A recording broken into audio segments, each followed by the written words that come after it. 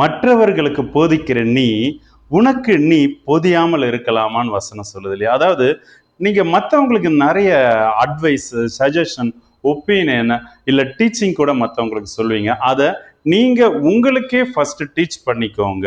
அதாவது நீங்க ஒரு விஷயத்த மற்றவங்களுக்கு சொல்றீங்கன்னா முதல்ல நீங்க அதன்படி நடைங்க, நடந்துக்கிட்டு நீங்க மற்றவங்களுக்கு சொல்லுங்க அப்படின்னு வசனம் சொல்லுது இல்லையா?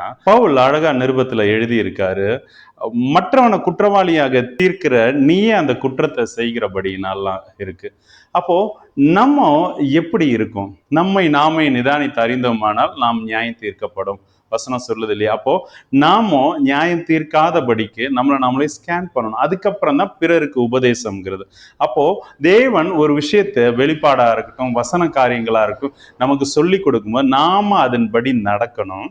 அதன்படி நடந்துட்டு மற்றவங்களுக்கு சொல்லி கொடுக்கலாம்.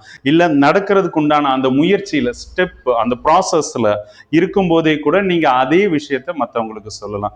இப்போ பார்த்தீங்கன்னா அண்டர் கிராஜுவேஷன் முடித்தவங்க அதே அண்டர் கிராஜுவேஷனுக்கு அதாவது காலேஜில் லெக்சர் சொல்லுவாங்கன்னு நினைக்கிறேன், அது போய் பிள்ளைங்களுக்கு கிளாஸ் எடுப்பாங்க இல்லையா? அப்போது நீங்களும் என்ன தெரிஞ்சுக்கிட்டீங்களோ, எதன்படி நடக்கிறீங்களோ அதை நீங்கள் மற்றவங்களுக்கு சொல்லலாம். அப்படி நீங்கள் அதன்படி நடக்காமல் ஒருபோது இருந்துடக்கூடாது. நீங்கள் மற்றவங்களுக்கு சொல்கிறீங்களா, ஃபர்ஸ்ட் நீங்க அப்படி இருக்கீங்களான்னு பாருங்க. கர்த்தர் தாமே உங்களை ஆசீர்வதிப்பாராக.